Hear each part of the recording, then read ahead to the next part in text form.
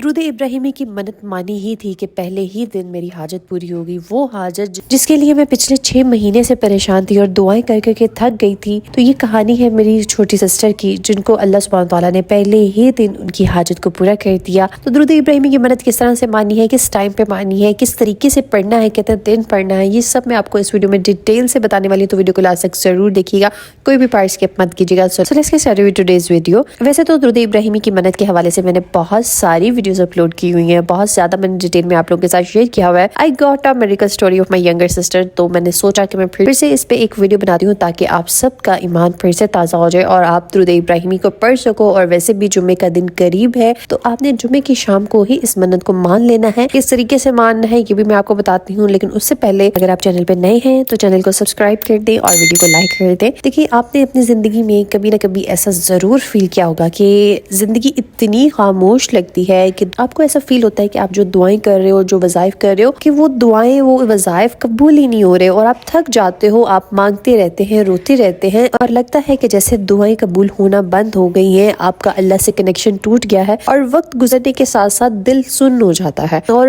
آپ سوچنے لگتے ہیں کہ شاید میں دعا کے قابل نہیں رہا۔ لیکن میری پیاری بہنوں، کبھی کبھی اللہ دعا کو روکتا نہیں ہے، وہ بس یہ چاہتا ہے کہ آپ اپنے نبی کریم صلی اللہ علیہ وآلہ وسلم کے نام کے وسیلے سے پکارو اس کو، کیونکہ جس زبان سے درود پاک نکلتا ہے اس زبان کی دعائیں کبھی خالی نہیں جاتی، ٹھیک ہے؟ کیونکہ درود پاک کوئی عام لفظ نہیں ہے، یہ وہ وظیفہ ہے جو اللہ سبحانہ تعالیٰ خود کرتے ہیں، یہ اللہ سبحانہ تعالیٰ کی سنت ہے، اور اللہ اور اس کے فرشتے خود نبی کریم صلی اللہ علیہ وآلہ وسلم کی ذات اقدس پر درود بھیجتے ہیں۔ تو سوچئے یہ کتنا بڑا عمل ہوگا جو اللہ سبحانہ تعالیٰ خود کرتا ہے۔ اللہ سبحانہ تعالیٰ نے کہیں نہیں کہا کہ میں نماز پڑھتا ہوں، میں روزہ رکھتا ہوں، حج کرتا ہوں، لیکن اللہ نے قرآن پاک میں یہ ضرور کہا ہے کہ میں اور میرے فرشتے نبی کریم صلی اللہ علیہ وآلہ وسلم پہ درود بھیجتے ہیں، تو اے ایمان والو تم بھی ان پہ درود پڑھا کرو۔ اتنا بڑا یہ عمل ہے، ہم اس کو بہت ہی فور گرانٹڈ لے لیتے ہیں، بہت ہی لائٹلی لے لیتے ہیں، لیکن یقین کرو اگر بندہ درود پاک کی اہمیت کو سمجھ جائے، اس کے پیچھے میکینزم کو سمجھ جائے،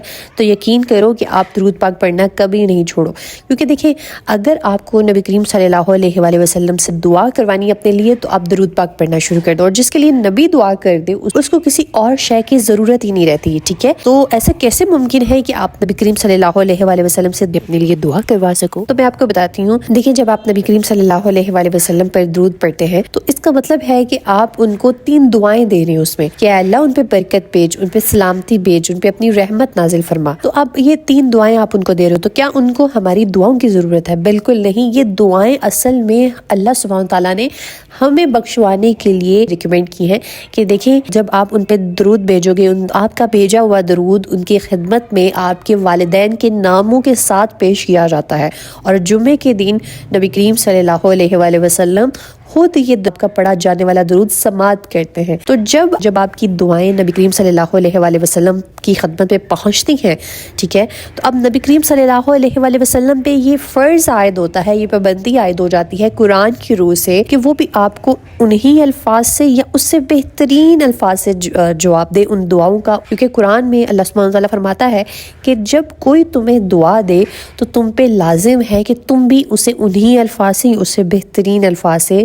دعا دو۔ تو جب آپ نبی کریم صلی اللہ علیہ وآلہ وسلم کو دعا دو گے تو ڈیفینیٹلی وہ بھی آپ کو بہترین الفاظ میں دعا دیں گے۔ تو اب اتنی ہی خوبصورتی سے، اتنے ہی سجا کے آپ نے اس درود کو پڑھنا ہے جس طرح آپ چاہتے ہو کہ آپ کی زندگی جو ہے وہ سج جائے، سور جائے۔ درود پاک کی اس سے بہترین ایکسپلینیشن میں نے آج تک اپنی زندگی میں نہیں سنی، اور جس طرح سے مجھے یہ میکینزم سمجھ آیا نا، یقین کرو کہ درود پاک کو اپنی زندگی کا حصہ بنا لینا آپ سب پہ فرض ہو جانا چاہیے۔ اور میں آپ کو بتاؤں کہ کسان بننے سے پہلے پروفیسر تھے ایک، جو ہیڈ آف کالج بھی رہے ہیں، اللہ کے بہت ہی نیک بندے تھے، اور وہ کیا کرتے تھے، مغرب کے بعد جمعے کا دن سٹارٹ ہو جاتا ہے تو وہ جمعرات کی مغرب ادا کرنے کے بعد سے لے کے اپنے آپ کو ایک کمرے میں لاک کر لیتے تھے، بند کر لیتے تھے، ایک دنیا سے کٹ آف ہو جاتے تھے، اور پوری جمعرات کی جو رات ہوتی تھی، دین پھر جمعے کا جو دن ہوتا تھا نا مغرب تک، وہ دنیا سے کٹ آف ہو کر صرف نبی کریم صلی اللہ علیہ وآلہ وسلم پر درود بھیجتے رہتے تھے۔ یعنی کہ اتنا امپورٹنٹ اہم دن ہوتا ہے یہ جمعے کا دن جو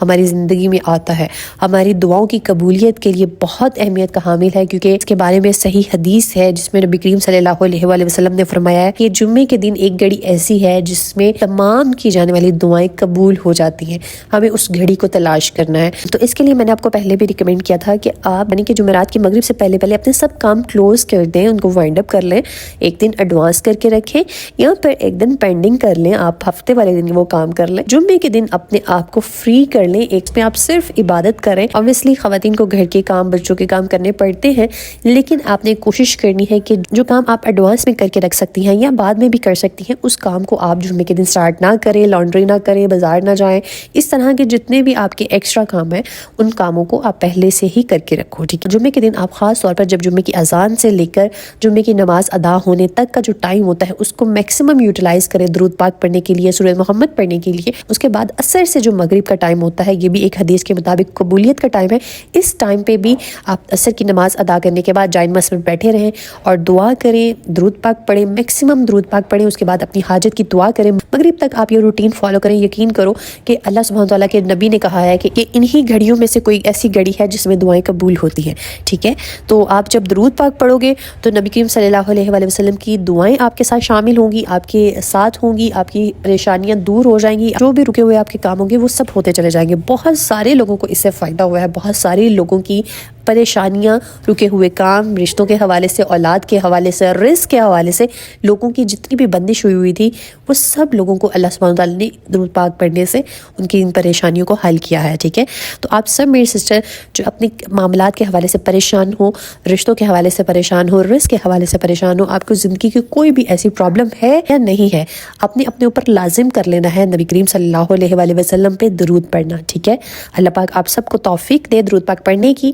آمین۔ تو منت کے حوالے سے میں آپ کو بتا دوں کہ منت کس طرح سے ماننی ہے۔ تو جو یہ منت کا درود ہوتا ہے اس میں آپ نے نیت کر لینی ہے کہ یا اللہ میری یہ فلاں فلاں حاجت ہے، میں اس حاجت کے لیے آج سے درود پاک پڑھنا شروع کرنے لگی ہوں، اتنی مرتبہ پڑھوں گی روزانہ، ٹھیک ہے۔ اور اتنے دن تک آپ نے، اگر آپ اس کو فکس کرنا چاہتے ہو، مطلب آپ ایک ہفتہ پڑھنا چاہتے ہو، 3 دن کی منت کرنا چاہتے ہو، 11 دن کی منت کرنا چاہتے ہو، جتنے دن بھی آپ کرنا چاہتے ہو آپ وہ دن مقرر کریں۔ اس کے بعد آپ تعداد اپنے لیے مقرر کر لیں کہ آپ 100 مرتبہ پڑھو گے روزانہ، آپ 150 مرتبہ پڑھو گے، 121 مرتبہ پڑھو گے، 313 مرتبہ پڑھو گے، جتنی مرتبہ آپ آسانی سے پڑھ سکتے ہو آپ نے وہ تعداد فکس کر لینی ہے۔ اور پھر درود ابراہیمی کی جو یہ منت ہے یہ نہیں ہے کہ اس کو آپ نے چلتے پھرتے پڑھنا ہے، اس کو آپ نے جائے نماز پر بیٹھ کے بہت ہی فوکسڈ ہو کر پڑھنا ہے، کیونکہ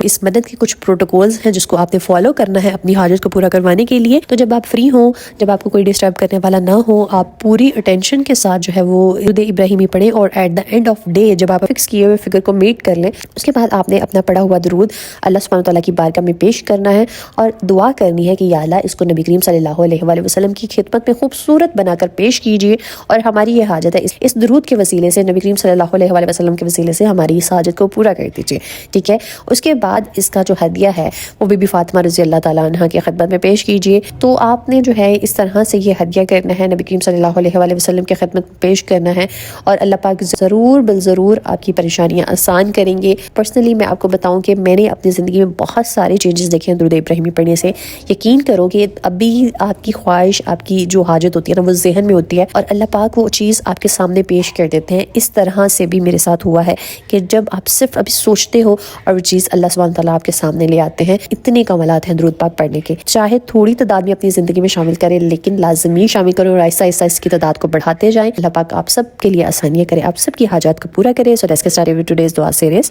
اللہ پاک Danish, Aliya Mubarak, Areeba Ahmed, Khizra and brother, Malik Malik, Arbana, Nida Farooqui, Wafa brother, Rani Ghufrana, Tehmina Kausar, Aroobah Chaudhry, Imrana Parveen, cherry stone, Muzlifa Sarfraz and mother, Shaheen and Adil, Anam and Kamil, Fatima Riaz, Rahim and Shoaib, Mantasha Mirza, Asad Sultani, racing gaming, صدہ شہباز خاتون، وحیدہ شیخ اشرف، ثنا افتخار، ابشین تابش، رابع بسی، Ahmad Mughal, Dua Tahir, Sama, Hasnain Rajput, Arsalan, Habiba husband, Rasheeda Parveen, fire gaming, Ayesha Manisha Subhani, Raziq Sheikh, Sadaf Gilani, سلمہ، شفا رحمان، لائبہ شوکت، عفیفہ شیخ، گلستہ، صوبیہ، حشمت، عرفات، مریم حشیان، موحد آصف، شبرینہ جاوید، رقیہ بیگم، نصرت شاہ، کلثوم حیات، مریم شہین، سلمہ فاطمہ ڈاٹر، فرحت شیخ، شاہدہ نواز، سلمان، امن، نشا، ارہا، مکائل، حیدر، فاطمہ، نائلہ، علی، طلال، سریا، انور، سغرا، رحمت، کرن، طاہرہ، مونا، بشرا، سائرہ۔ اللہ پاک میں جن بہن بھائیوں کے نام لے سکی اور جو میری بہنیں رہ گئی ہیں جن کے میں نام نہیں لے سکی، اللہ پاک ان سب کی حاجات کو پورا کر دیجئے، ان سب کی دلی مرادوں کو پورا کر دیجئے، آمین ثم آمین۔ اللہ پاک جو میری بہنیں بیمار ہیں ان کو شفائے کاملہ عطا کیجئے۔